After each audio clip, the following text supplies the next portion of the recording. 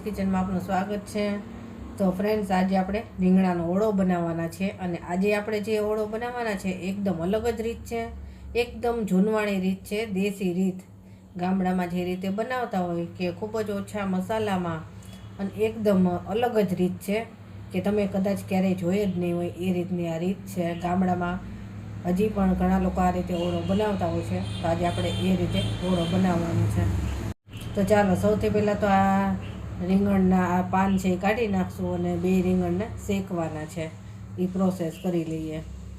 રીંગણના પાન કાઢી લીધા છે અને હવે આને આપણે કાપા લગાવી દઈશું આ રીતે, એટલે અંદરથી પણ સરસ શેકાય અને જે પાણીનો ભાગ હોય એ થોડો બળી જાય। આ રીતે કટ લગાવી દેવાના બધે જ। અત્યારે તો હું આ રીંગણ ગેસ ઉપર શેકવાની છું, પણ જો ચૂલા ઉપર શેકેલા હોય ને તો બહુ જ સરસ ઓળો બને આનો। બસ આ રીતે કટ લગાવી દેવાના એટલે સારી રીતે શેકાઈ જાય। અને હવે આને આપણે થોડું તેલ લગાવશું બે રીંગણ ઉપર અને પછી જ શેકવાના છે। આ રીંગણને આપણે આ રીતે તેલ લગાવી દેવાનું છે। તેલ લગાવી અને પછી શેકશું ને એટલે એની છાલ કાઢતી વખતે આસાની રહે અને જલ્દી શેકાઈ પણ જશે। એટલે થોડું તેલ લગાવી જ દેવાનું આ રીતે। બસ હવે આને શેકી લઈએ।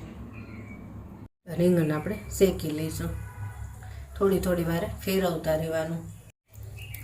આ રીતે ફેરવતા રહીએ એટલે બધી બાજુથી સરસ શેકાઈ જાય। તો બે રીંગણને આ રીતે આપણે શેકી લઈએ।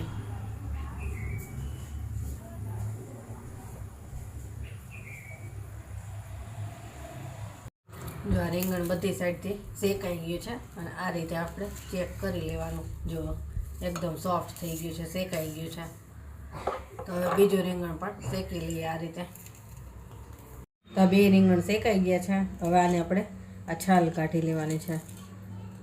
જો તેલ લગાવેલું હોય ને અને પછી શેકવીને એટલે આ રીતે તરત જ નીકળી જાય। બે રીંગણની છાલ કાઢી લઈ પછી આનો આપણે ચટણી તૈયાર કરવાની છે। આ એકદમ ઝડપથી બની જાય અને બહુ જ સરસ ઓળો બને। કે તમે આ બધી વસ્તુ લીલી ડુંગળી, મરચાં, ટમેટાં બધું નાખીને બનાવો ને એના કરતાં એકદમ અલગ જ બનશે અને ટેસ્ટી બનશે। આ રીતે બધી છાલ કાઢી લઈએ।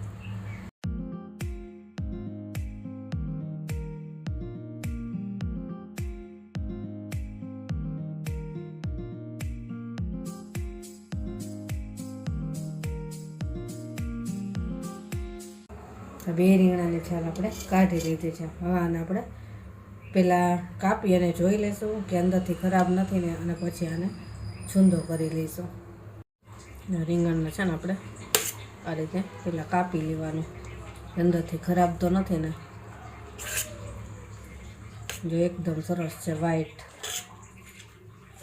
પછી આ રીતે છૂટું પાડી દેવાનું।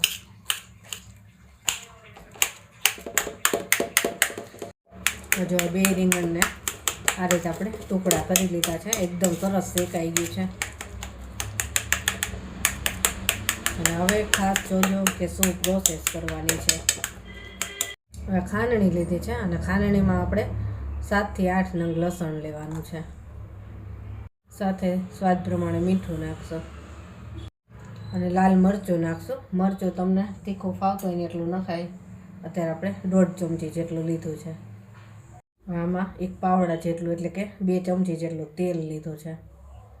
આને આપણે ખાંડી લેવાનું છે અને એકદમ સરસ આની ચટણી કરવાની છે। આમાં આપણે ધાણા જીરું, હળદર એવું બીજું કાંઈ નથી નાખવાનું, ખાલી લસણ અને મીઠું મરચું।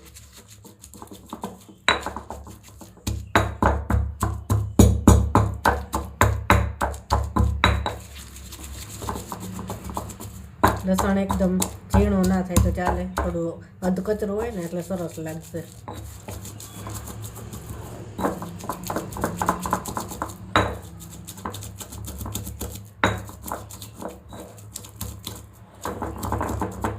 સરસ ચટણી તૈયાર થઈ ગઈ છે,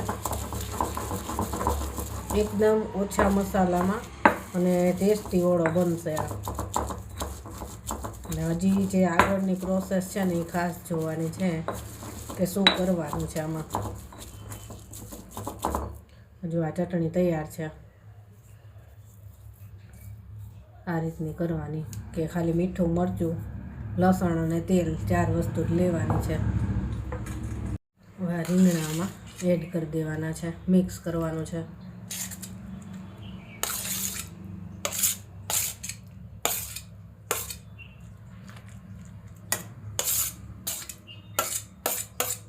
રીંગણામાં આપણે એડ કરી દીધા છે. હવે આને મિક્સ કરવાનું છે.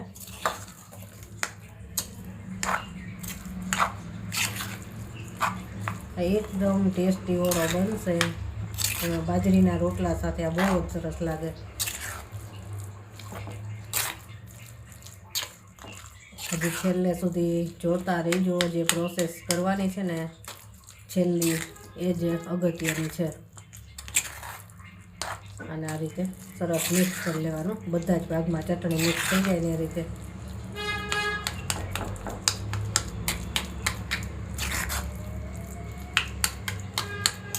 આમાં લીલી ડુંગળી કે એવું કાંઈ ના નાખવાનું હોય. લીલું લસણ તમારે ઉપરથી નાખવું હોય ને તો નખાય, પણ આ એમનામાં જ એકદમ ટેસ્ટી બને. જો સરસ રીતે મિક્સ થઈ ગયું છે ને એકદમ સરસ સુગંધ આવે છે આની. અને હવે શું કરવાનું છે એ બતાવું. હવે જો આ એક લોખંડનો તાવેતો લીધો છે. હવે જે પ્રોસેસ કરવાની છે ને જોજો. આ તાવેતાને આપણે ગરમ કરવાનો છે ગેસ ઉપર. ચૂલામાં જો થતું હોય ને તો બહુ સરસ બને, પણ અત્યારે આપણે ચૂલો અવેલેબલ નથી એટલે આપણે ગેસ ઉપર આ પ્રોસેસ કરવી છે અને ગરમ કરવાનો છે. જો કરપિયાને આ રીતે ગરમ કરવાનો છે ચૂલા ઉપર. સ્ટીલનો તાવેતો હોય ને તોય ચાલે, એવું નથી કે લોખંડનો હોય તો જ થાય. આ રીતે ગરમ કરતું રહેવાનું. આ ગરમ થઈ ગયો છે, બસ આટલો ગરમ થવા દેવાનો છે. જો આ ગરમ કરેલો તાવેતો છે એને આપણે આ ઓળામાં આ રીતે ફેરવવાનો છે. બસ આ રીતે ફેરવશું એટલે એમાં સરસ સ્મોકી ફ્લેવર આવશે અને એની થોડું જે કાચો સ્વાદ હોય એ વયો જશે. ખૂબ જ સરસ આ બને ઓળો, એકદમ દેશી રીતે.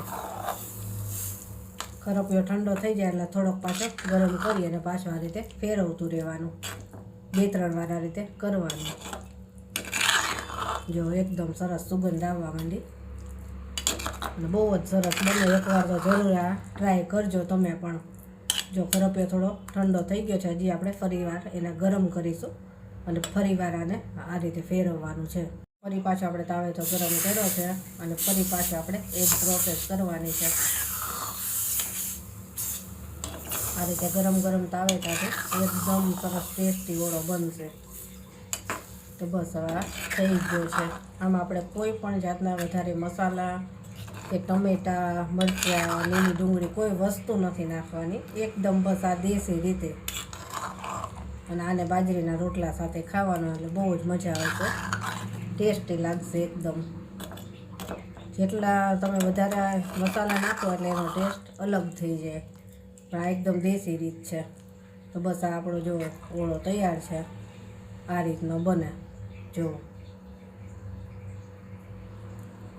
એકદમ એવી સરસ સુગંધ આવે છે ને આની. તો કેવી લાગી આ તમને મારી રેસીપી તો કમેન્ટમાં જરૂર જણાવજો. અને તમે પણ આ રીતે એકવાર જરૂર ટ્રાય કરજો. બહુ જ સરસ ઓળો બને છે.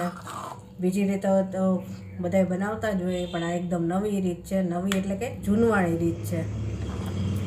અને બનાવીને મને કહેજો કે કેવો લાગ્યો ઓળો આવો. તો ચાલો ફરી મળીશું આવી જ નવી રેસીપી સાથે. ત્યાં સુધી બધાને જય શ્રી કૃષ્ણ.